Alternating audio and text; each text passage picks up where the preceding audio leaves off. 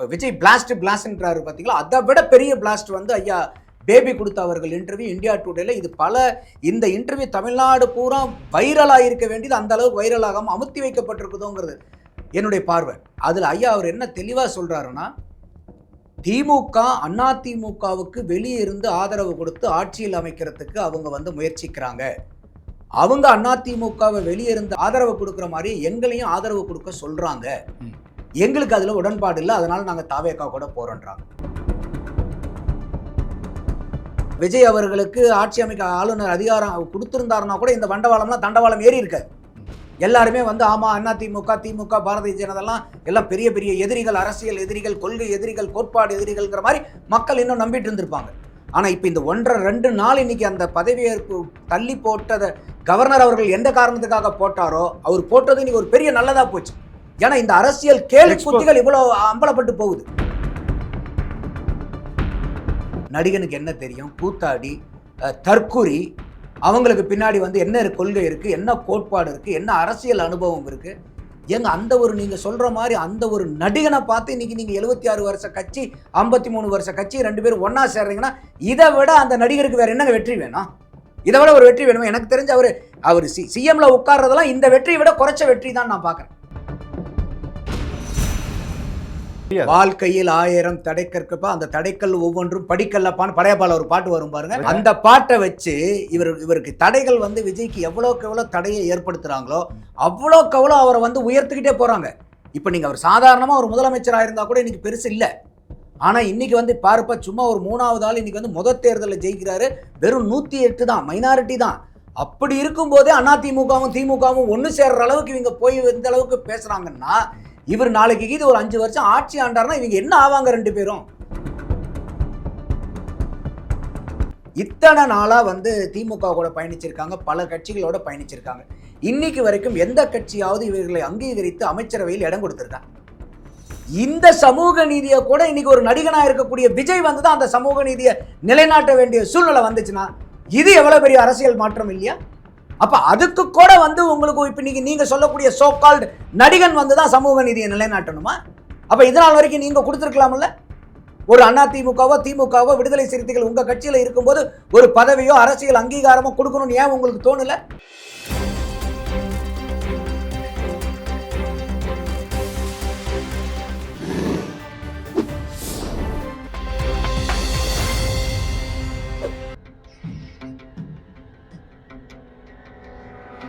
தமிழ் அலை நேயர்களுக்கு வணக்கம். இன்றைய சந்திப்பில் நம்மோடு இணைந்திருப்பவர் அரசியல் விமர்சகர் திரு நந்தகுமார் அவர்களை வரவேற்பதில் மகிழ்ச்சி. வணக்கம் சார். வணக்கம் ரமணி. மாரத்தான் ரேஸை மிஞ்சுற அளவுக்கு இன்னைக்கு தமிழ்நாட்டில் நடக்கக்கூடிய அரசியல் ரொம்ப பரபரப்பாக இருக்குது. மாரத்தான் ரேஸு கூட ஒரு குறிப்பிட்ட எல்லை இருக்குது, ஆனால் எல்லையே இல்லாமல் பெரிய தொல்லையாக இருக்குது சார். எப்படி இதெல்லாம் பார்க்குறீங்க நீங்கள்? இல்லை, இது நம்ம மட்டும் பார்க்கல, ஒட்டுமொத்த தமிழகமே பார்த்துக்கிட்டு இருக்கு. மற்ற எந்த தேர்தலையும் ஓட்டு போட்டோம், வேலை முடிஞ்சது, அதுக்கப்புறம் ராமாண்டா என்ன ராவணாண்டா என்னன்னு போயிடுவாங்க. ஓகே. ஆனால் இப்போ வந்து ஒரு மக்கள் எல்லாம் எதிர்பார்த்த வந்து விஜய் அவர்களுக்கு ஒரு 108 சீட்டு வந்தவுடனே இந்த ஆட்சி அமைப்பதில் கொஞ்சம் இடையூறுகள் இருக்கிறனால இன்றைக்கி அத்தனை இளைஞர்கள், பொதுமக்கள், மகளிர் எல்லாம் டிவி முன்னாடி தான் உட்காந்துருக்காங்க. அந்த அளவுக்கு வந்து இன்றைக்கி மக்களுக்கு ஒரு அரசியலில் என்ன நடக்குதுங்கிற ஒரு ஆர்வம் மிகுதி இருக்குது. அது நம்ம வீட்லேயும் பார்க்குறோம், தெரிஞ்சவங்க வீட்லேயும் பார்க்குறோம், பக்கத்து வீட்டில் பார்க்குறோம், ஃப்ரெண்ட்ஸுங்க வீட்டில் பார்க்குறோம். இந்த மாதிரிலாம் முதல்ல இருந்ததில்லை. அப்போ இதில் வந்து இந்த கால தாமதம் ஆகுறது. இன்றைக்கி வந்து 4ஆம் தேதி ரிசல்ட் வந்துச்சு. இப்போ வந்து தாமதங்கள் ஆகிட்டு இருக்க மக்கள்கிட்ட வந்து இன்னும் வந்து ஒரு கோபமும் இருக்குது. என்ன இது வந்து இவ்வளோ தூரம் மக்கள் நாங்கள் ஓட்டு போட்டு ஜெயிக்க வச்சிருக்கிறோம், ஓகே, பெரும்பான்மை இல்லைன்னா கூட ஒரு கவர்னர் அவர்கள் கான்ஸ்டிடியூஷனில் எத்தனையோ பிரசிடென்சஸ் இருக்குது, அதில் வந்து இருக்கக்கூடிய லார்ஜஸ்ட் பார்ட்டியை கூப்பிட்டு அவங்க கேட்க வேண்டியதானே. அப்படியே அவர் ஃபெயில் ஆதரவு இருக்குதா இல்லையாங்கிறத சட்டசபையில் ஃபெயில் ஆகிட்டு போகிறார். அவர் ஃபெயில் ஆனால் அதுக்கப்புறம் ரீஎலெக்ஷன் வச்சிங்கனாலும் ரீஎலெக்ஷனில் திருப்பி நாங்கள் பெரிய அளவுக்கு நாங்கள் கொண்டு வரோங்கிற அளவுக்கு மக்கள் வந்து எல்லா பக்கமும் பேச தொடங்கியிருக்காங்க. ஆளுநர் குறிப்பிட்ட விஷயம் வந்து குதிரை பேரத்து நடந்துடக்கூடாது, அதை வந்து நான் ஒரு ஃப்ரீ மெச்சூர் ஸ்டேஜ்லேயே வந்து ஸ்டாப் பண்ணுறேன் அப்படிங்கிற மாதிரி தான் அவருடைய தாட் இருக்கு சார். இல்லை, எந்த ஆளுநருக்குமே ரமணி எப்படி ஹார்ஸ் ட்ரேடிங் நடக்கும், எந்த மெத்தடாலஜியில் வந்து அவங்க தடுப்பாங்க, ப்ராசஸ் இருக்கா, மெத்தடாலஜி இருக்கா, இல்லை வந்து எதுவுமே இல்லை. ஹார்ஸ் ட்ரேடிங் நடக்கணுங்கிறது நம்மளை மாதிரி ஆட்களினுடைய கருத்தும் கூட. ஆனால் ஆளுநர் அவர்கள் வந்து ஃபஸ்ட்டு அவர் என்ன பார்க்கணும்னா கான்ஸ்டிடியூஷன் என்ன சொல்லுது, கான்ஸ்டிடியூஷன் வந்து 4 கன்வென்ஷன் இருக்குது. ஒன்று வந்து ப்ரீபோல் அலையன்ஸில் மெஜாரிட்டியில் ஜெயிச்சிருக்கீங்களா ஃபஸ்ட்டு கோ பண்ணும். ம். ரெண்டாவது வந்து பார்த்தீங்கன்னா single largest party with support leaders. மூணாவது வந்து பார்த்தீங்கன்னா போஸ்ட்போல் அலையன்ஸ் வித் மெஜாரிட்டி. ம். நாலாவது மைனாரிட்டியாக இருந்தாலும் வித் அவுட் சைட் சப்போர்ட். ம். இதுதான். அப்போ வந்து இன்னைக்கு இது ஆளுநர் வந்து இல்லை என்கிட்ட நான் 118 பேர்த்தையும் காமிங்க, அதுக்கப்புறம் தான் நான் உங்களை வந்து ஓட்டெடுப்புக்கு வந்து நான் அலோவ் பண்ணுவேன்னு சொல்கிறதே வந்து இது வரைக்கும் பிரசிடென்ஸ் இல்லை. ம். 2018 இதே தான் கர்நாடகாவில் வந்து பாரதிய ஜனதா அன்னைக்கு இருந்த எடியூரப்பாவை அது அன்னைக்கு இருந்த கவர்னர் வந்து கூப்பிடுறாரு. ம். அவருக்கு வந்து 104 எம்எல்ஏ தான், இங்கே ஆஃப் வே மார்க் 113 வேணும். அப்போ சற்றேறக்குறைய வந்து பார்த்தீங்கன்னா 9 எம்எல்ஏ பத்தில் எந்த அடிப்படையில் நீங்கள் கூப்பிட்டீங்க? அடுத்தது 2019 ஃபட்னாவிஸ்க்கு வந்து நீங்கள் ஃப்ளோர் டெஸ்ட் வச்சாலும் ஜெயிக்க முடியாது. அப்படி இருந்தும் வந்து அன்னைக்கு பாரதிய ஜனதாவுடைய ஃபட்னாவிஸை வந்து நீங்கள் ஆட்சி அமைக்க கூப்பிட்டீங்க. எந்த அடிப்படையில் கூப்பிட்டீங்க? அப்போ இன்னைக்கு மட்டும் வந்து தமிழ்நாட்டில் எதுக்காக வந்து அந்த ஒரு காரணத்தை சொல்கிறீங்கிறது எனக்கு புரியல. இப்போ 2-3 நாட்களாக பத்திரிகைகள்லையும் விவாதங்கள்லையும் பேசப்படுற விஷயம், விஜய் வந்து முதல்ல கொடுத்த கடிதத்தில் தான் ஒரு சின்ன தவறு ஏற்பட்டுருச்சு. அதாவது அவர் வந்து காங்கிரஸ் கட்சியோட சேர்த்து 113 இடங்கள்னு சொல்லி கொடுத்துட்டாரு. ஸோ அதுதான் அங்கே தான் பிரச்சனையே வந்துச்சு. அவர் வந்து தனி மெஜாரிட்டிங்கிற அளவுக்கு 108 தொகுதியை கொடுத்துருந்தாருன்னா இன்றைக்கி இந்த பிரச்சனையே வந்திருக்காது அப்படிங்கிற மாதிரிலாம் பேசப்படுது சார். அது அந்த புள்ளி உரத்தில் ஏதாவது இல்லை காங்கிரஸ் கொடுத்த சப்போர்ட்னால தான் இன்றைக்கி பாஜக இந்த மாதிரி ஆட்டத்தை காமிக்கிறாங்களா? இல்லை, இது ஒன்று காங்கிரஸ் வந்து உயிர் பெற்றக்கூடாதுங்கிறதுல பாரதிய ஜனதா திடமாக இருக்காங்க. அதுக்காக நசுக்கிறதுக்காக ஒரு வேலை பார்க்குறாங்க, அது நடக்குது. ரெண்டாவது வந்து பார்த்தீங்கன்னா, இல்லை இவங்க 108 கொடுத்துருந்தா பரவாயில்ல, 113 கொடுத்தனால தான் பிரச்சனைங்கிறது வந்து ஒரு ஸ்ட்ராங்கான ஆர்கியூமெண்ட் இல்லை. இப்போ எத்தனையோ தடவை நம்ம பல மாநிலங்களில் பார்த்துருக்கோம், முதல்ல ஆதரவு கொடுத்த கட்சிகள் ஆதரவை வாபஸ் வாங்கினது இல்லையா ஆட்சிக்கு முன்னாடி. அப்போ அந்த லெட்டரை எடுத்துகிட்டு மற்ற ஆதரவு கடிதங்களை கொடுப்பாங்க, இல்லை கொடுக்காம கூட அவங்க சட்டசபைக்கு போவாங்க. அப்போ இந்த 113 கொடுத்துட்டனாலேயே ஒரு காங்கிரஸை ஒரு நீங்கள் சப்போர்ட்டுன்னு சொல்லிட்டனாலேயே நீங்கள் 118 காமிச்சாதான் விடுவாங்கிறது ஒரு ஸ்ட்ராங்கான ஒரு வேலிட் ஆர்கியூமெண்ட் இல்லை. இப்போ எத்தனையோ கட்சிகள் வந்து வாபஸ் வாங்கியிருக்கு இல்லையா அவங்களுடைய ஆதரவுகளை. அப்போல்லாம் என்ன உடனே கொடுத்த கடிதத்தை வந்து வாபஸ் வாங்கிட்டாங்கன்னா இல்லையா? நான் அதனால தான் பல விவாதங்களையும் கேட்டேன். சரி, இன்னைக்கு நாளைக்கு வந்து அந்த காங்கிரஸினுடைய லெட்டர் 5 லெட்டர் எடுத்துகிட்டு மீதி 108 கொடுக்குறாங்க. இது லீகலி கான்ஸ்டிடியூஷனலி பாசிபிள். இல்லை நீங்கள் 113 கொடுத்துட்டீங்க, இனிமேல் மாற்ற முடியாது. இது வந்து இர்ரிவர்சிபிள் லீகல் கான்ட்ராக்ட் இல்லை, இது ஒரு support letter. It's not irreversible legal contract. அதை புரியாமே பல பேர் வந்து இதில் 113 கொடுத்துட்டீங்க அவ்வளோதான், இனிமேல் இதை மாற்ற முடியாதுன்னா. ஏன்னா இப்போ நாளைக்கு வந்து காங்கிரஸ் வந்து இப்போ நாளைக்கு ஒரு ஆர்குமெண்ட் சேர்க்கு, நாளைக்கு காங்கிரஸ் அலையன்ஸ் இல்லைன்னு வச்சுங்க, அது அப்படியே தான் வச்சிருக்கணுமா? காங்கிரஸ்க்குன்னு ஒரு முடிவு இருக்கக்கூடாதா? அப்போ அது வந்து ஒரு வேலிடான ஆர்குமெண்ட் இல்லை. நான் அதான் கேட்டேன், இப்போ நாளைக்கு வந்து நீங்கள் 108 சீட்டு வந்து அந்த காங்கிரஸ்னுடைய சீட் எடுத்துகிட்டு வந்து 108 கொடுத்தா ஓகேவா? அப்போ அதை கொடுங்க, இப்போ உடனே ஆட்சி அமைக்கலாம். அப்போ அது வந்து ஒரு நியாயமான வாதம் இல்லை. Okay sir. இப்போது அரசியல் கட்சிகளும் சரி, பெரும்பான்மையானவர்களும் சொல்லக்கூடிய விஷயங்கள் வந்து பாஜக வந்து விஜயை ஆட்சி அமைக்க விடாமல் தடுக்கிறாங்க அப்படின்னு. இதில் பாஜகவுக்கான நோக்கம் என்ன சார்? ஏன்னா இப்போ அவங்க வந்து ஒரே ஒரு தொகுதியில் மட்டும்தான் ஜெயிச்சிருக்கிறாங்க. இந்த ஒரு தொகுதியை வச்சு அவங்க ஆட்சி அமைக்க முடியாது. அதே நேரத்தில் திமுகவும் அதிமுகவும் ஆட்சி அமைக்க போகிறாங்கன்னா இது வந்து கண்டிப்பாக பாரதிய ஜனதா அது விரும்பாது. இப்படி இருக்கிற நேரத்தில் இது பாஜக தடுக்க வேண்டிய அவசியம் என்னன்னு ஒரு கேள்வி எழுதுலாம் சார். கட்டாயம் அது நியாயமான கேள்வி தான். பட் எந்த இடத்துல வந்து சிக்கல் வருது அப்படின்னு கேட்டிங்கன்னாக்கா, இன்றைக்கி ஆளுநர் வந்து இந்த 118 நீங்கள் மேண்டேட்டரியாக காமிங்க, அதுக்கப்புறம் நாங்கள் உள்ளே ஓடுவாங்கும் போது தான் இந்த பிரச்சனை வருது. அப்போ இன்றைக்கி என்ன கொஸ்டின் வருதுன்னா, ஆளுநருக்கு வந்து பாரதிய ஜனதாவினுடைய மீறி அவர் செயல்பட்டுருவாரா? அப்போ பாரதிய ஜனதா தானே அப்பாயிண்ட் பண்ணுது ஆளுநர்களை. இது காங்கிரஸ் காலத்திலேருந்து. இப்போ நான் இந்த ஆளுநர்களை வந்து பாரதிய ஜனதா ஆட்டி வைக்கிறது நான் பாரதிய ஜனதா மட்டும் குற்றம் சொல்லலை. காங்கிரஸ் மத்தியில் ஆண்டுட்டு இருக்கும்போதும் அவங்க கவர்னர்களை எப்படி பயன்படுத்தினாங்கிறதையும் பார்க்கணும். அப்போ இது மத்தியில் ஆளக்கூடிய கட்சிகள் எந்த கட்சியாக இருந்தாலும் ஆளுநர்களை அவங்களுக்கு சாதகமாக தான் பயன்படுத்திக்கிறாங்க. இப்போ இதுக்கு எங்கே வந்து முழு காரணம் பார்க்க வேண்டியது இருக்குன்னா ரமணி, ஐயா சிபிஎம்னுடைய all India general secretary Baby அவர்கள் கொடுத்த இன்டர்வியூ வந்து ஒரு ஒரு இப்போ விஜய் பிளாஸ்ட்ன்றாரு பார்த்தீங்களா, அதை விட பெரிய பிளாஸ்ட் வந்து ஐயா பேபி கொடுத்த அவர்கள் இன்டர்வியூ இந்தியா டுடேல. இது இந்த இன்டர்வியூ தமிழ்நாடு பூரா வைரலாக இருக்க வேண்டியது அந்த அளவுக்கு வைரலாகாமல் அமுத்தி வைக்கப்பட்டிருக்குதோங்கிறது என்னுடைய பார்வை. அதில் ஐயா அவர் என்ன தெளிவாக சொல்கிறாருன்னா, திமுக அதிமுகவுக்கு வெளியே இருந்து ஆதரவு கொடுத்து ஆட்சியில் அமைக்கிறதுக்கு அவங்க வந்து முயற்சிக்கிறாங்க. அவங்க அதிமுகவை வெளியே இருந்து ஆதரவு கொடுக்குற மாதிரி எங்களையும் ஆதரவு கொடுக்க சொல்கிறாங்க. எங்களுக்கு அதில் உடன்பாடு இல்லை, அதனால நாங்கள் தாவேக்கா கூட போகிறோன்றாங்க. அப்போ இந்த அதிமுகவும் திமுகவும் ஒன்று சேருதுன்னா, இது வரைக்கும் திமுகவை அந்த அதிமுகங்கிறதுக்கு அந்த ஆக்கு என்ன வார்த்தை சொல்லிட்டு இருந்தாங்க? அமித்ஷா திமுகன்னு சொல்லிட்டு இருந்தாங்க இன்னைக்கு வரைக்கும். அவங்களுடைய சண்டையை நாங்கள் டெல்லிக்கும் தமிழ்நாட்டுக்கும் தான் சண்டைன்னு திமுக ஒரு பக்கம் பிரச்சாரம் பண்ணிட்டு இருந்துச்சு. திமுக கூட்டணி கட்சிகள் எல்லாமே வந்து பாரதிய ஜனதா தமிழ்நாட்டுக்கு உள்ளார வராமல் தடுக்கணுங்கிறது தான்.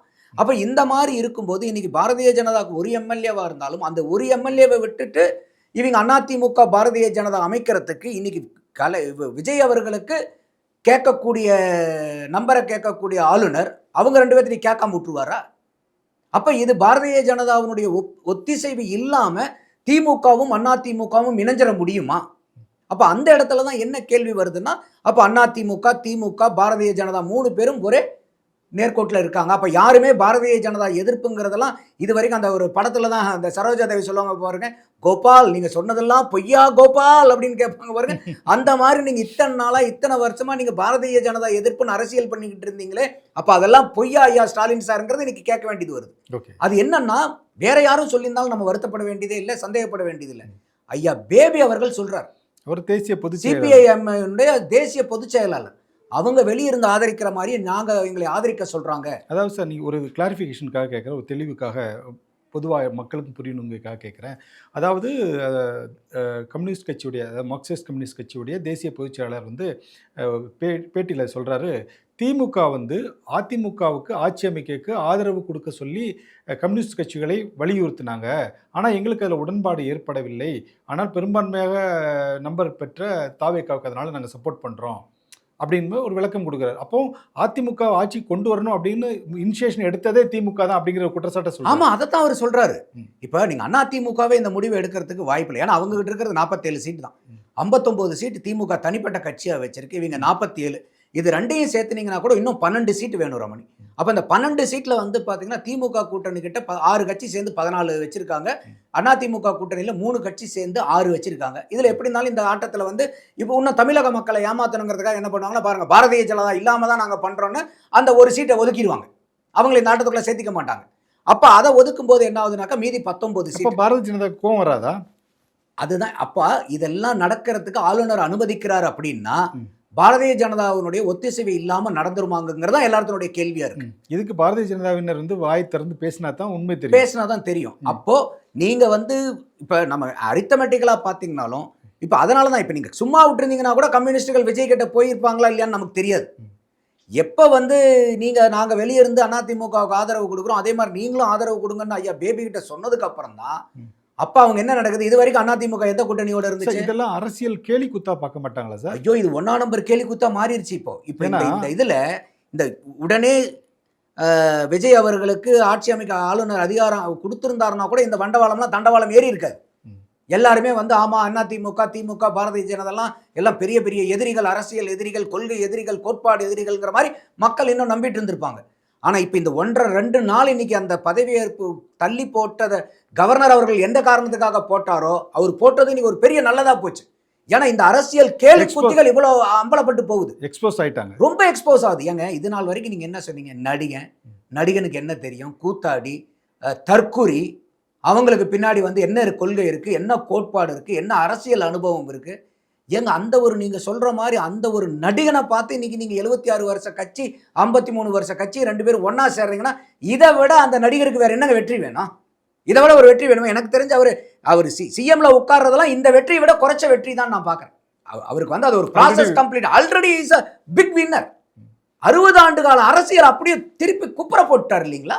இன்னைக்கு மக்கள் வந்து இன்னைக்கு திமுக மேலேயும் அதிமுக மேலேயும் என்ன பார்வைங்க பார்ப்பாங்க? அப்போ உங்களுக்கு வந்து ஒன்னா நீங்க ஆட்சியில் இருக்கணும், இல்லைன்னா அவங்க ஆட்சியில் இருக்கணுமா? ஏன் 3வது ஒரு மனுஷன் வந்து அந்த ஒரு 5 வருஷம் ஆட்சி பண்ணா கூட உங்களுக்கு என்ன பிரச்சனைன்னு தான் கேள்வி வருது இல்லையா சார்? நான் அந்த கேள்வி தான் நான் உங்ககிட்ட கேட்குறேன். அதாவது அதிமுகவை ஆதரிக்க வேண்டிய நிர்பந்தம் திமுகவுக்கு ஏன் வந்தது? என்ன காரணம்னா 3வது ஒரு ஆள் வரக்கூடாது. ஏன்னா வந்துச்சுன்னா நம்ம வண்டவாளம்லாம் தண்டவாளம் ஏறும். அப்போ நம்ம 2 பேரும் ஆட்சியில் இருந்தோம்னா ஏன் ஆட்சியில் இருக்கும்போது நான் உன்னே கண்டுக்காம விட்டுறேன், உன் ஆட்சியில் இருந்தா நீ என்னையே கண்டுக்காம விட்டுரு. சேலத்துலாம் விஜய் இதே வார்த்தையை தான் பேசினாரு.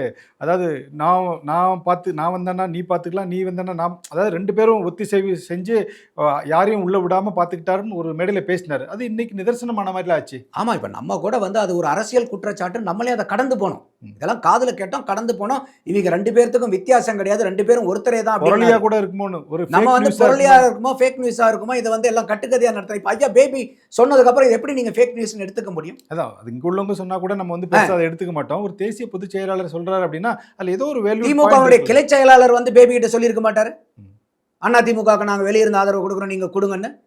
ஐயா ஸ்டாலின் அவர்களுக்கு கீழே வேற யாரும் பேசியிருக்கிறதுக்கு வாய்ப்பு இல்லை. ஆனா ஒண்ணு சார், இப்படி வந்து நெருக்கடி குடுக்க விஜய்க்கு வந்து இமேஜ் வந்து பில்டப் ஆயிட்டு தானே இருக்கும். ஆமாங்க. அதுதான் நான் இப்போ ஏற்கனவே சொல்லியிருந்தேன். இது வந்து இது உங்களுக்கு தெரியாதா? வாழ்க்கையில் 1000 தடைக்கற்கப்பா, அந்த தடைக்கல் ஒவ்வொன்றும் படிக்கல்லப்பான்னு படையப்பால ஒரு பாட்டு வரும் பாருங்க. ரஜினிகாந்த் பாடின பாடலே சொல்றீங்க. அந்த பாட்ட வச்சு இவருக்கு தடைகள் வந்து விஜய்க்கு எவ்வளோக்கு எவ்வளோ தடையை ஏற்படுத்துறாங்களோ, அவ்வளோக்கு அவ்வளோ அவர வந்து உயர்த்திக்கிட்டே போறாங்க. இப்ப நீங்க அவர் சாதாரணமா ஒரு முதலமைச்சரா இருந்தா கூட இன்னைக்கு பெருசு இல்ல. ஆனா இன்னைக்கு வந்து பாருப்பா, சும்மா ஒரு 3வது ஆள் இன்னைக்கு வந்து தேர்தல்ல ஜெயிக்கிறாரு. வெறும் 108 தான். மைனாரிட்டி தான். அப்படி இருக்கும்போதே அதிமுகவும், திமுகவும் ஒண்ணு சேர்ற அளவுக்கு இவங்க போய் இந்த அளவுக்கு பேசுறாங்கன்னா, இவர் நாளைக்கு இது ஒரு 5 வருஷம் ஆட்சி ஆண்டார்னா இவங்க என்ன ஆவாங்க 2 பேரும்? அப்ப இந்த 2 கட்சிக்காரங்களுக்கு அந்த கட்சியில் இருக்கக்கூடிய நபர்கள், தொண்டர்கள் அருவருக்கிறாங்க இந்த செயல. தலைவர்கள் என்னமோ அவங்க பதவி சுகத்துக்காக பேசுறாங்க. அந்த கரவேட்டி கட்டி இருக்கக்கூடிய தொண்டர்கள் சொத்து பத்தை இழந்து, குடும்பத்தை இழந்து, சொந்த பந்தத்தை இழந்து, நட்புகளை இழந்து, கட்சி தான் முக்கியம் நின்றுட்டு இருந்த கோடான கோடி மக்கள் இருக்காங்க பாருங்க. அவங்களாம் அருவருத்து போய் நிக்கிறாங்க இன்னைக்கு 2 கட்சியிலையும். ஒரு காலத்துல அதிமுகவுடைய நிகழ்ச்சியில திமுகவினரும், திமுகவினுடைய நிகழ்ச்சியில அதிமுகவினரும் கலந்து கொள்ள முடியாத சூழ்நிலைலாம் இருந்துச்சு. செல்வி ஜெயலலிதா அவர்கள் அத இருக்கும்போது கூட நம்ம வந்து அது தவறுன்னு நினைக்கிறோம். பரஸ்பர நட்பு பாராட்டுங்க, தப்பு கிடையாது. அப்படி இருந்த கழகங்கள் இன்னைக்கு ஆட்சி அமைக்கிறதுக்கே ஒரு நாங்க வெளியிருந்து ஒத்திசைவு ஆதரவு கொடுக்குறாங்க. கொடுக்குறோம்னா, அப்ப அதுதான் கேட்கிறேன். அப்ப இது நாள் வரைக்கும் நீங்க வந்து அதிமுகவை என்ன சொல்லி நீங்க எதிர்த்தீங்க? அதிமுகவை திமுக என்ன சொல்லி எதிர்த்தீங்க? அப்ப இன்னைக்கு 2 பேரும் வந்து நான் உங்களுக்கு ஆதரவு கொடுக்குறேன், உங்களுக்கு நான் ஆதரவு கொடுக்குறேன். மத்த கூட்டணி கட்சி அப்ப எதுக்காக கம்யூனிஸ்ட் உங்களோட இவ்வளவு நாள் இருந்தாங்க? பாரதிய ஜனதா வந்துடக்கூடாதுங்கிறதுக்காக தானே. அப்ப பாரதிய ஜனதா கூட்டணியை தலைமையேற்றிருந்த அதிமுகவை நாங்க வெளியிருந்து ஆதரவு கொடுத்து ஆட்சி அமைக்கும் போது இது பாரதிய ஜனதாவை ஆள வைக்கிறதுக்கு சமம் தானே. அதை தான் கம்யூனிஸ்டுகள் கேட்குறாங்க. அந்த ஒரே காரணத்தினால தான் அவங்க இன்னைக்கு வந்து தாவேக்காக்கு போறாங்க. இவங்க கம்முன்னு இருந்திருந்தாங்கன்னா இவங்க 2 பேரும் தாவேக்காக்கு போயிருக்க மாட்டாங்க. கண்டிப்பா. அதான் என்னுடைய பார்வை. நீங்க இந்த படையப்பா பாடலை பாடியதுனால திரு ரஜினிகாந்த் குறித்து ஒரு கேள்வி உங்ககிட்ட கேட்க வேண்டியது சார். இன்றைக்கு கூட திரு PR பாண்டியன் அவர்கள் ஒரு அறிக்கை ஒரு செய்தியாளர் சந்திப்பில் சொல்லியிருக்கிறாரு. திமுக அதிமுக கூட்டணி பேச்சுவார்த்தை தொடங்குவதற்கு காரணமே வந்து அதாவது ரஜினிகாந்த் வந்து விஜய் ஆட்சி அமைப்பதற்கு ஒரு தடைக்கல்லாக இருக்கிறார். அதற்கு அவர் மூலமாக தான் இந்த விஷயங்கள்லாம் நடக்குது அப்படிங்கிற மாதிரி ஒரு குற்றச்சாட்டை சொல்லியிருக்கிறார். இல்லை, இது நிறைய சோஷியல் மீடியாலையும் அது ரொம்ப பரவலாக வருது. அது எனக்கு என்ன ரியாலிட்டி என்னங்கிறது நமக்கு தெரியல. ஆனால் இவர் வந்து ஸ்டாலின் ஐயாவை போய் சந்தித்தது, அவருடைய படம் வந்ததெல்லாம் ஓகே தான். சரி, அவர் வந்து ஒரு ஆறுதல் சொல்கிறதுக்காக போயிருப்பாருன்னு தான் நம்மளும் பார்த்தோம். பரவாயில்ல, ஒரு தோல்வி அடைஞ்சவர். ஏன்னா அவங்களுக்கும் கலைஞர் குடும்பத்துக்கும் ரொம்ப நெருங்கிய தொடர்பு உண்டு ரஜினிகாந்த் அவர்கள். அதே மாதிரி ஆட்சியில் அம்மையார் ஜெயலலிதா இருக்கும்போது முதல்ல இதாக இருந்தார். அப்புறம் தைரியலட்சுமிங்கிற அளவுக்குலாம் வந்து அவருடைய நிலைப்பாட்டெல்லாம் மாற்றினார். ஓகே, அப்பப்போ அந்தந்த சூழ்நிலைக்கு தகுந்த மாதிரி நிலைப்பாடு எடுக்கிறாங்க. அதெல்லாம் நம்ம விமர்சிக்க வேண்டியதில்லை. ஆனால் இவர் போய் சொல்லி தான் வந்து அதிமுக திமுக பேச ஆரம்பிக்கிறதுக்கு இவர் ஒரு ட்ரிகராக இருப்பாராங்கிறது எனக்கு தெரியல. ஏன்னா இது வந்து அந்த அளவுக்கு வந்து இப்போ ஒரு 60 ஆண்டு இன்னைக்கு ஒரு 76 ஆண்டு கால கட்சிக்கு போய் இன்னைக்கு ரஜினிகாந்த் ஐயா அவர்கள் வந்து ஒரு ஐடியா கொடுத்து தான் வந்து ஸ்டாலின் அவர்கள் நடவடிக்கை எடுக்கிற அளவுக்கு அந்த கட்சி அவ்வளோ பலகீனமாக இருக்கான்னு எனக்கு தெரியல. சரி சார், ஓகே சார். இப்போ அதாவது இன்னைக்கு நிலைமைக்கு வந்து விஜய் ஆட்சி அமைக்க வேண்டும் என்றால் விடுதலை சிறுத்தைகள் கட்சி வந்து அவங்கக்கிட்ட இருக்க ஒரு 2 சீட்டுகளுக்கு அவங்க ஆதரவு கொடுத்தணும். ஆதரவு கொடுத்தால் மட்டும்தான் அவர் ஆட்சி அமைக்க முடியும் அப்படிங்கிற ஒரு சூழ்நிலை இருக்குது. ஆனால் நிறைய பேசப்படுது சார், விடுதலை சிறுத்தைகள் கட்சி ஆதரவு கொடுக்கணுன்னா துணை முதலமைச்சர் வேணும், அமைச்சர் வேணும். திருச்சி கிழக்கில் விஜய் ராஜினாமா செஞ்சார்னா பதவி ரிசைன் பண்ணார் அப்படின்னா அந்த இடத்த வந்து விடுதலை சிறுத்தைகள் கட்சி திருமாவளவன் போட்டியிடுவதற்கு அந்த இடத்த ஒதுக்கணும். இப்படிங்கிற மாதிரிலாம் சமூக வலைத்தளங்களில் பேச்சு போயிட்டுருக்கேன் சார்.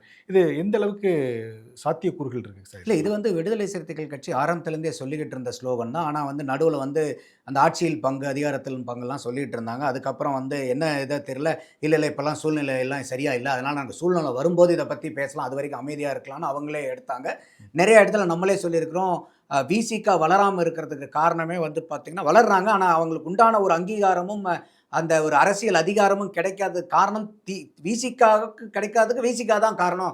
எல்லா இடத்துலையும் அவங்க என்னமோ மெழுகுபத்தி மாதிரி தன்னைத்தானே எரிச்சுக்கிட்டு அடுத்தவங்களுக்கு வந்து வெளிச்சம் கொடுத்துக்கிட்டு இருக்காங்க. இது அரசியலில் தேவையில்லாதது, அவங்கவுங்க உரிமையை கேட்டு பெறணும். இது வந்து அந்த கட்சியினரிடையே வந்து அண்ணன் திருமாவளவன் அவர்கள் மேலே வந்து ஒரு அதிருப்தி ஏற்படுத்தி இருக்கிறது, நிர்வாகிகள்கிட்டையும் அதிருப்தி ஏற்படுத்திட்டு இருக்கிறது. இதையெல்லாம் புரிஞ்சுக்காமல் இன்னும் கூட்டணி தர்மம் திமுக தான் இருக்கிறது ஏன்னு நாமளே பல இடத்துல விமர்சிச்சிருக்கோம். ஆனால் இன்றைக்கி வந்து ஒரு சூழ்நிலை வந்து பார்த்தீங்கன்னாக்கா 2 எம்எல்ஏக்கள் அவங்களுக்கு இருக்கும்போது either is going to be the king maker or he can be a king also. அந்த அளவுக்கு இருக்கும்போது இன்றைக்கி வந்து there is no free lunch. அப்போ இந்த 2 சீட்டு கொடுத்தா தான் நீங்கள் வந்து தாவேக்கா வந்து நீங்கள் ஆட்சி அமைக்க முடியும்னா உங்களுக்கு உண்டான அதிகாரத்தை கேட்டு வாங்குறதுல தப்பு இல்லை. இது டெமோக்ரஸி. அப்போ நீங்கள் இல்லைன்னா அவங்க ஆட்சி அமைக்க முடியாத சூழ்நிலையில் இருக்கும்போது அது வந்து ஒரு ஸ்டேல்மேட். அப்ப அத நீங்க பயன்படுத்தி உங்களுடைய ஆதரவு அவங்களுக்கு தேவைங்கும்போது, நீங்க உங்களுக்கு தேவைய கேட்கறதுல எனக்கு தெரிஞ்சு தப்பில்லன்னு நெனைக்கிறேன். ஏன்னா இது மியூச்சுவல் பெனிஃபிட் தானே. என்னால உங்களுக்கு ஒரு ஆதாயம், உங்கனால எனக்கு ஒரு ஆதாயம். அப்படி பார்க்கும்போது, போன தடவ கூட 6 சீட்ல நின்னு 4 சீட் ஜெயிச்சாங்க. இந்த தடவ 8 சீட் நின்னு 2 சீட் தான்.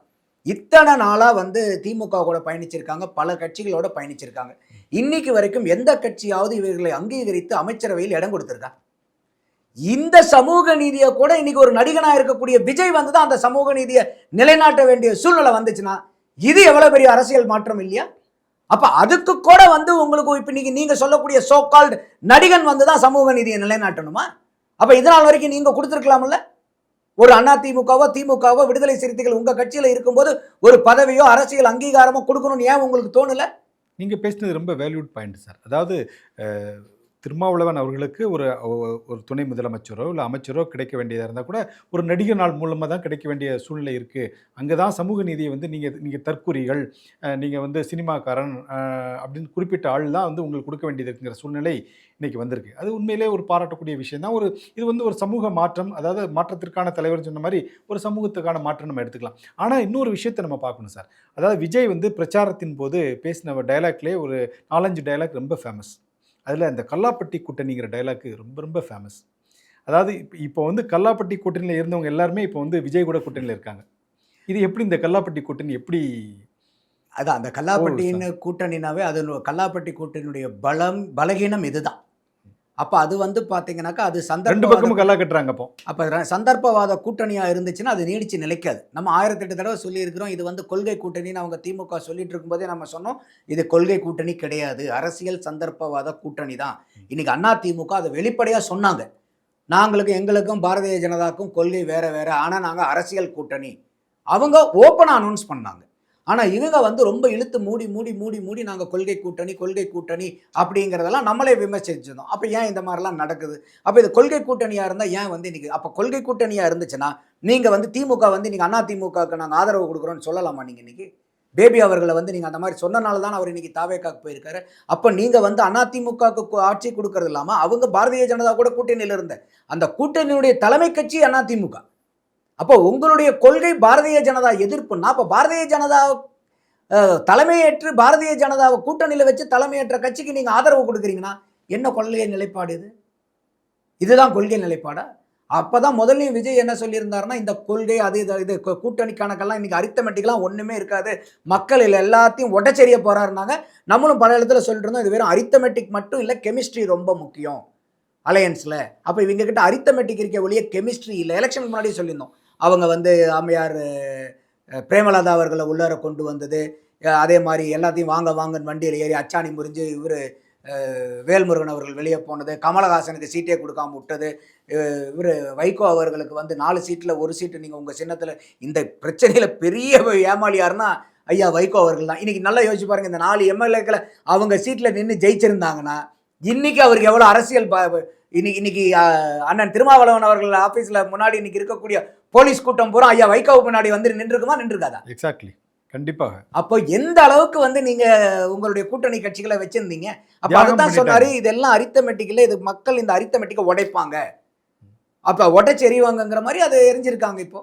ஆனால் சார், இப்போது சிபிஎம் உடைய, அதாவது கம்யூனிஸ்ட் கட்சியை சேர்ந்த திரு சண்முகம் அவர்கள் குறிப்பிட்டு பேசும்போது பத்திரிகையாளர் சந்திப்பில், அதாவது விஜய்க்கு ஆதரவு கொடுத்த பிறகு அவர் சொன்ன விஷயம் என்ன அப்படின்னா, நாங்கள் வந்து தமிழகத்தில் தாவேக்காவுக்கு வந்து ஆதரவு அளிக்கிறோம், அவர் ஆட்சி அமைக்கிறதுக்கு ஆதரவு அளிக்கிறோம், ஆனால் மாநில நலனுக்காக நாங்கள் வந்து தொடர்ந்து திமுக கூட்டணியோட தான் இருப்போங்கிறோம். இது என்ன முரண்பாடு சார்? இது கொஞ்சம் முரண்பாடாக தான் தெரியுது எனக்கு. அதாவது வந்து நீங்கள் இன்னொரு கட்சி ஆதரிக்கிறதுங்கும் போது அவங்க என்ன சொல்கிறாங்கன்னா, இன்றைக்கி கவர்னர் ஆட்சி வந்துடக்கூடாது, இல்லை வந்து பிரசிடென்ட் ரூல் வரக்கூடாது, அதாவது ஆளுங்கட்சியிலையும் கூட்டணியில் இருப்போம், அதே மாதிரி எதிர்கட்சியாக இருக்கக்கூடிய திமுகவும் கூட்டணியில் இருப்போம் அப்படின்னா, அதாவது நீங்கள் என்ன சொல்லியிருந்திருக்கலாம் அவங்கன்னாக்கா, நாங்கள் இப்போ இன்றைக்கி வந்து விஜய் அவர்களுக்கு இன்னைக்கு பாரதிய ஜனதாவுடைய விளையாட்டுக்கு அவர் ஆளாகிட்டு இருக்காரு, அதுக்கு இரையாயிடக்கூடாது ஜனநாயகம், அதனால வந்து அது இல்லாமல் திமுகவும் வந்து அதிமுகவை வந்து சீட்டில் உட்கார வைக்கிறனால அதில் எங்களுக்கு உடம்பு, அது வந்து தலைமை அவர் செக்ரட்டரி சொல்றாரு, ஆல் இண்டியா ஜெனரல் செக்ரட்டரி தெளிவாக சொல்லியிருக்காரு. ஐயா சண்முகம் வந்து மென்னு முழுங்குறாருன்னு தான் நான் பார்க்குறேன். அதை இன்னும் வந்து திமுக கூட்டணி வந்து அவங்க கோவிச்சுக்க கூடாதுங்கிறதுக்காக ஒரு 4-5 டைலாக சேர்த்து போடுறாங்களான்னு அதை பார்க்குறோம். ஆனால் பேபி அவர்கள் அப்பட்டமாக இந்தியா டுடேல உடச்சு விட்டு போயிட்டார். அப்போ இது திமுக கூட்டணி வந்து நீங்கள் அதிமுக கூட்டணியை ஆதரிக்குன்னு சொல்றதுக்கு அப்புறம் என்ன உங்களுக்கு அந்த இடத்துல கொள்கை நிலைப்பாடு இருக்க போது, மாநில உரிமைகள் இருக்க போது, மாநில உரிமைகளை வந்து பறிக்கிறதே பாரதிய ஜனதான்னு சொல்றீங்க. அப்ப அந்த பாரதிய ஜனதா கூட்டணியில் இருந்த தலைமை கட்சி தான் அதிமுக. அதை வந்து திமுக ஆதரிக்குது. நீங்க இருந்த கூட்டணியினுடைய தலைமை கட்சி. அப்ப என்ன இது? அப்ப இந்த இடத்துல ஐயா சண்முகம் அவர்கள் கொஞ்சம் மென்னு முழுங்குறாரு. உடனே வந்து அவங்கனால எப்படா இதை வந்து கடக்கிறதுன்னு சரியா இது பண்ணல. அது அவர் பேபி அவர்கள் தெளிவா ஓப்பனா சொல்லிட்டு போறாரு. அவர் வெளிப்படையா சொல்றாரு. இவங்க அதை வெளிப்படையா சொல்லல. இன்னும் கொஞ்சம் நாட்கள் ஆக ஆக அந்த வெளிப்படைத்தன்மை வரும்னு நினைக்கிறோம். நீங்க மாநில உரிமைக்காக போராடுவோம். நாங்க விஜய் அவர்கள் மாநில உரிமை விட்டு கொடுக்காத அளவுக்கு அவர் வந்து எந்த அளவுக்கு மத்திய அரசாங்கம் மாநிலத்தில் எப்பப்பெல்லாம் உரிமையை கை வைக்குதோ அப்பப்போ அவர்களுக்கு நாங்கள் பக்கபலமா இருந்து நாங்கள் இந்த ஆட்சிக்கு உதவி புரியும்னு சொல்லியிருந்தோம். அது கரெக்ட். நாங்கள் வந்து இங்கே ஆட்சிக்கு சப்போர்ட் கொடுப்போம், மாநில உரிமைக்கு திமுக பின்னாடி நிற்போம்னா அதனால தான் இன்னைக்கு நம்ம கேட்டோம், பாரதிய ஜனதாவினுடைய ஒத்திசைவு இல்லாமல் திமுக அதிமுகவுக்கு ஆதரவு கொடுத்து இன்னைக்கு நீங்கள் மத்திய மாநிலத்தில் ஆளுநருடைய அனுமதியை பெற்று ஆட்சி அமைக்க முடிஞ்சிருமா? அப்போ நீங்கள் உங்களுடைய கணக்கு நீங்கள் போடுற கோலம் செட் ஆக மாட்டேங்குது. நீங்கள் எப்படி போட்டிங்கனாலும் அது வந்து அந்த அந்த கோலம் வந்து சரியான ஷேப் வரலையே, அலங்கோலமாக இல்லை வருது நீங்கள் சொல்கிறத பார்க்கும்போது.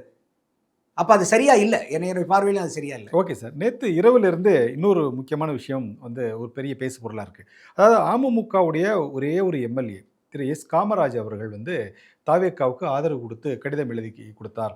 இது வந்து குதிரை பேரத்திற்கு வழிவகுக்கும் என்று அமமுகவுடைய பொதுச் செயலாளர் திரு டிடிவி தினகரன் அவர்கள் ஆளுநரை சந்தித்து ஒரு புகார் கடிதம் கொடுத்திருக்கிறார். என்ன நடக்குது சார் இதில்? இதில் வந்து கேள்வியும் நானே பதிலும் நானேங்கிற மாதிரி கேள்வியும் அவங்களே கேட்டிருக்காங்க, பதிலும் அவங்களே கொடுத்துருக்காங்க தாவேக்கா தரப்புலேருந்து. இதை நம்ம க்ளோஸாக வாட்ச் பண்ணிங்கன்னா ஐயா தினகரன் அவர்கள் வந்து முதல்ல சொல்கிறாரு, இல்லை அதை பாருங்கள், நாங்கள் வந்து ஐயா எடப்பாடியார் அவர்கள் ஆதரித்து தான் நாங்கள் லெட்டர் வாங்கிட்டு வந்தோம். இதை ஒரு 5 மணிக்குன்னு ஒரு இன்டர்வியூவில் சொல்கிறாரு, 6:30 மணிக்குன்னு ஒரு இன்டர்வியூவில் சொல்கிறாரு, வாங்கிட்டு வந்து இது வச்சுருக்கிறோம், இதைத்தான் நாங்கள் வந்து வச்சுருக்கிறோம்.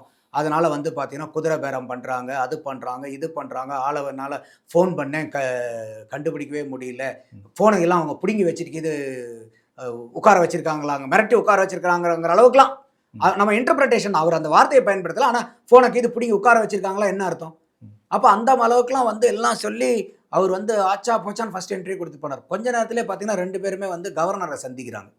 அப்போ அவர்கிட்ட திருப்பி பேசும்போது அவருடைய எம்எல்ஏ எஸ் காமராஜர் அவர்கள் சொல்கிறது என்னென்னா, என்கிட்ட எந்த தாவேக்கா காரங்களும் பேசவும் இல்லை, அணுகவும் இல்லைன்றார். அப்போ எங்கேருந்து குதிரை பேரம் வந்துடும்? ஆனால் நேற்று வரைக்கும் எந்த இடத்துலையும் வந்து தாவேக்கா அமமுக ஆதரவுன்னு சொல்லி எந்த இடத்துலையும் நம்ம பார்க்கலையே. எந்த இடத்துலையும் பார்க்கல. அவங்க வந்து அந்த லெட்டரில் கொடுத்துருக்காங்க.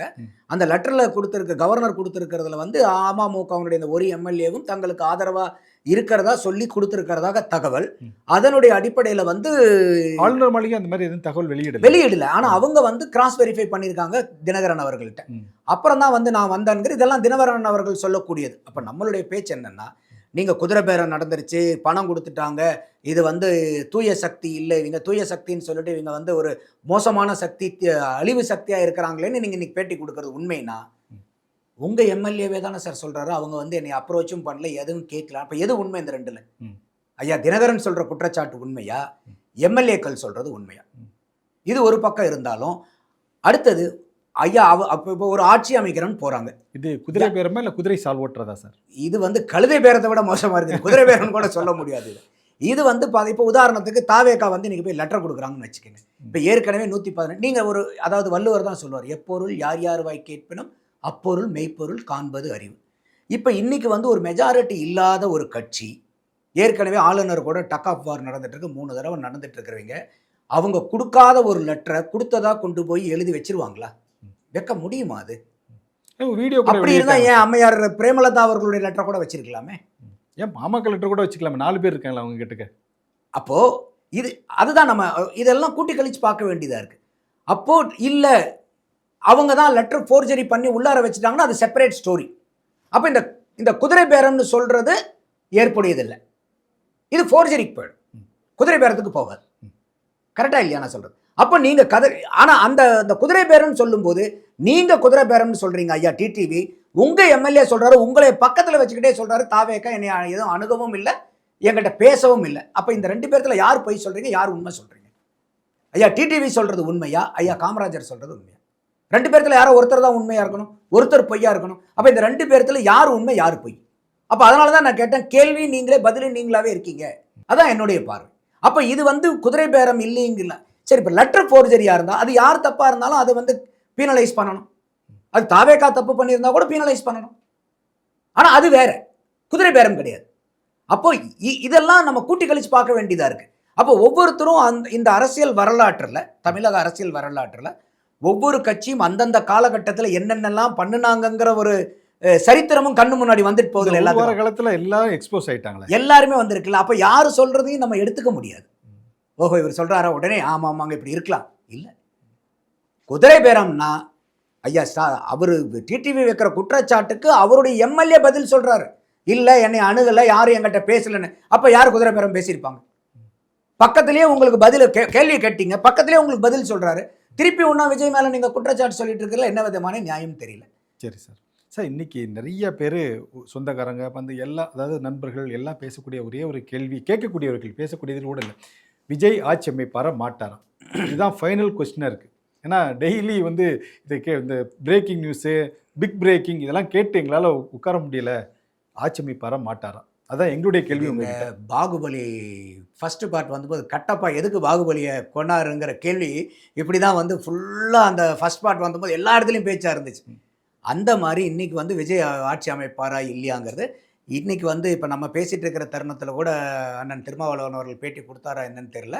அவங்களுடைய பொதுச் செயலாளர், துணை பொதுச் செயலாளர் வன்னியரசு அவர்கள் ட்விட்டரில் போட்ட செய்தியாகட்டும், இன்றைக்கி காலையில் வந்து மீட்டிங்கில் அவர் அந்த உயர்மட்ட குழு நேற்று மீட்டிங் முடிஞ்சதுக்கப்புறம் இன்றைக்கி காலையில் அவர் சொல்லக்கூடிய செய்திகள் எல்லாம் நம்ம கூட்டி கழித்து பார்க்கும்போது அவர் போட்டது என்னென்னா, ஆட்சியிலும் பங்கு அதிகாரத்திலும் பங்கு, இது திருமாவின் காலம், எழுச்சி அப்படின்லாம் போடுறாருனாக்கா எப்படி இப்படியே இருந்தால் எழுச்சி வந்துருமா? அப்போ ஏதோ ஒரு அங்கம் மாற்றம் நடக்க போகுது. அடுத்தது வந்து இன்றைக்கி காலையில் பேட்டி கொடுக்கும்போது என்ன சொல்கிறாருன்னா, இல்லை நாங்கள் நேற்று ஒரு 3-4 மணி நேரம் வச்சோம், முடிவெல்லாம் எடுத்தாச்சு, அண்ணன் அவர்கள் வந்து நல்ல முடிவாக அனௌன்ஸ் பண்ணுவார், இது வந்து தமிழக மக்களினுடைய எண்ண ஓட்டத்தை பிரதிபலிக்கிறதா இருக்கும், மக்களே வந்து ஜனநாயகத்தில் முதலாளிகள், அவங்க என்ன முடிவு எடுத்தாங்களோ அந்த முடிவை பிரதிபலிக்கிற மாதிரி இருக்குன்னு சொல்கிறார். இதெல்லாம் நீங்கள் கூட்டி கழித்து பார்த்தீங்கன்னா என்ன உங்களுக்கு தெரியுது ரமணி? இந்த ரஜினிகாந்த் படத்தில் ராதாரவி கேட்ட மாதிரி தான் இருக்குது, கூட்டி கழிச்சு பாருங்க கணக்கு சரியா வரும் அப்படின்னு. அப்படி பார்த்தா நம்மளைய பொறுத்த வரைக்கும் அவங்க வந்து கட்டாயமாக ஆட்சியில் வந்து உட்காருவாங்கன்னு தான் தோணுது. என்னன்னா, விடுதலை சிறுத்தைகள் கட்சிக்கு இப்போ வந்திருக்கக்கூடிய வாய்ப்பு ஒரு சரித்திரத்தில் கிடைக்காத ஒரு வாய்ப்பு. இதுவரைக்கும் நீங்கள் திமுக கூட்டணியில் இருந்து நீங்கள் 4 சீட்டு 6 சீட்லாம் வச்சிருக்கும் போது இதுவரைக்கும் உங்களுக்கு என்ன அரசியல் அங்கீகாரம் கிடைச்சது? இன்னைக்கு வந்து நீங்கள் 2 சீட்டு வச்சிருந்தாலும் உங்களை மந்திரி சபையில் இன்னும் ஒரு அதிகபட்சமாக போய் ஒரு துணை முதலமைச்சராக கூட வரணும்னு கூட, உங்களை ஒரு தலித்தை வந்து இன்னைக்கு துணை முதலமைச்சர் ஆக்குறது இன்னைக்கு வரைக்கும் தமிழக சரித்திரத்தில் உண்டா? அதுக்கு நீங்கள் யாருடைய மகனாவோ இருக்கணும், யாருடைய பேரனாவோ இருக்கணும். ஆனால் இன்னைக்கு வந்து ஒரு அண்ணன் திருமாவளவன் அவர்களுடைய அரசியல் பயணம் எவ்வளோ நீண்ட நெடிய பயணம், எவ்வளோ கல்லும் முள்ளும் நிறைந்த பயணம், எத்தனை வசைபாடலுக்கு உண்டான பயணம், நம்மளே பல முறை அவர்களெல்லாம் விமர்சிச்சிருக்கிறோம். அப்படிப்பட்ட காலத்திலையும் அவர் வந்து விடாப்பிடியாக அரசியல் இருக்கும்போது இன்னைக்கு அவருக்கு ஒரு துணை முதலமைச்சர் கிடைக்குதுன்னா கூட அது நீங்கள் சொல்லக்கூடிய சோகால்டு நடிகனால் வரக்கூடிய ஒரு சமூக நீதி நிலைநாட்டக்கூடியது. அப்போ இந்த ஒரு வரலாற்று பெருவாய்ப்பை விடுதலை சிறுத்தைகள் கட்சி வந்து இன்னைக்கு அதை தவற விட்டாங்கன்னா, ரஜினிகாந்த் ஒரு படத்தில் சொன்னார் பாருங்க, இது 96 தேர்தலில் சொன்னார் பாருங்க, உங்களை ஆண்டவனாலும் காப்பாற்ற முடியாதுன்னு. அந்த மாதிரி தவறான ஒரு முடிவைக்கு இது அண்ணன் விடுதலை சிறுத்தைகள் கட்சி எடுத்தார்னா, ஆண்டவனால் கூட வந்து அவங்கள வந்து ஆட்சியில் அதிகாரத்தில் உட்கார வைக்கிறதுக்கு இனிமேல் வரலாறு வந்து வாய்ப்பு கொடுக்குமான்னு தெரியல. அதனால் வந்து ஏன்னா இந்த கட்சிக்காரங்கள் பூராமே ஏற்கனவே அவங்க திமுக கூட்டணியில் இருந்து ஒவ்வொரு தடவையும் தங்களுடைய சுயத்தை இழந்து அந்த திமுகவுக்கு ஒரு ஆதரவு நிலைப்பாட்டிலேயே அண்ணன் போய்கிட்டு இருக்கிறதுல கட்சிக்காரங்களுக்கு பெரும் கோபம். அதனால தான் இன்னைக்கு தேர்தலில் நின்று வெற்றி பெற்றதில் பார்த்தீங்கன்னா விஜய் அவர்கள் கட்சி பெருவாரியான தனித்தொகுதிகளில் வெற்றி பெற்றிருக்கு. காரணம் என்னன்னாக்கா இதெல்லாம் பெரிய கோபம் இருக்குது, கடுங்கோபம் இருக்குது அவங்களுக்கு. அப்போ அந்த மாதிரி இருக்கும்போது உங்களுடைய மக்கள் யாரை ஆதரிக்கிறார்களோ அவர்களை நீங்கள் ஆதரிக்க வேண்டியது உங்களுடைய கடமையாகவும் நான் பார்க்குறேன். அப்போ வந்து ஏற்கனவே வந்து அந்த இடத்துல உங்களுடைய வாக்கு வங்கியும் சேர்த்து தான் அவர் வெற்றி பெற்றிருக்கும் போது அந்த இடத்துல நீங்களும் இருந்தீங்கன்னா உங்களுக்கு மறுபடியும் அரசியல் பயணம் ஏதுவானது. இது வெறும் இந்த இடத்துல நீங்கள் துணை முதலமைச்சரோ அமைச்சரவையோ இதெல்லாம் இல்லை. 2019க்கு அப்புறம் நம்ம வந்து உள்ளாட்சி தேர்தல் வைக்கல, கிராமப்புறங்களுக்கு ரூரல் லோக்கல் பாடி இல்லை, அந்த தேர்தல் வரும். அப்போ நீங்கள் ஒரு வலுவான கூட்டணியில் இருந்தீங்கன்னா உங்களுக்கு உள்ளாட்சியில் உங்களுக்கு அமைப்புகள் வரும், பிரதிநிதித்துவம் கிடைக்கும். அதுதான் ஒரு முக்கியமான ஒரு சமூகத்திலையும் அரசியல்லையும் பிற்படுத்தப்பட்ட மக்களுக்கு கிடைக்கக்கூடிய நல்ல அங்கீகாரம். அது ஒரு எம்எல்ஏவை விட அந்த ஊரில் பஞ்சாயத்து பிரசிடென்ட்டா, யூனியன் பிரசிடென்ட்டா, ஒரு லோக்கல் பாடியில் இருக்கிறது தான் பெரிய அங்கீகாரம். அது ஒரு பெரிய வாய்ப்பு 2029 பாராளுமன்ற தேர்தல் இப்படிங்கிறதுக்குள்ள வந்துடும். அப்போ அதில் வந்து பார்த்தீங்கன்னாக்க இந்த கூட்டணியில் இருக்கும்போது நீங்கள் எம்பிக்கள் ஆகிறதுக்கு இன்னும் பெரிய வாய்ப்பு இருக்குது. அப்போ இது அரசியல் வந்து எப்பயுமே வந்து எதிர்காலத்தை நோக்கிய பயணம். அப்போ அந்த மாதிரி உங்களுக்கு உங்களுடைய கட்சியை நீங்கள் நினைச்ச மாதிரி ஒரு கட்டமைப்பை ஏற்படுத்தி ஒரு அரசியல்ல ஒரு அசைக்க முடியாத ஒரு சக்தியா நீங்க உருமாறுறதுக்கு எவ்வளவு சர்க்கிள்கள் இப்ப கடந்த சில வருடங்களாக உங்களுக்கு இருந்தாலும் திமுக கூட்டணியில் பயணிக்கும் போது அதையெல்லாம் நீங்கள் சரி செய்து நிவர்த்தி செய்து அதையெல்லாம் கடந்து வந்து உங்களுடைய தொண்டர்களையும் உங்களுடைய கட்சிக்காரர்களையும் ஒரு பெரிய ஒரு ஆரவாரத்துக்கு உட்பட்டு நீங்க உங்களுடைய அரசியல் பயணம் இன்னும் மேல மேல கொண்டு போறதுக்கு ஒரு சரித்திர வாய்ப்பு உங்களுக்கு கிடைச்சிருக்கு. இதை தவற விட மாட்டாருங்கிறது என்னுடைய பார்வை. Okay sir. வாய்ப்புகளை யார் சரியாக பயன்படுத்துகிறா, யார் போய் வாய்ப்பான இடத்துல உட்காராங்கிறத பொறுத்திருந்து பார்ப்போம் சார். அது வரைக்கும் நன்றி, வணக்கம். நன்றி ரமணி.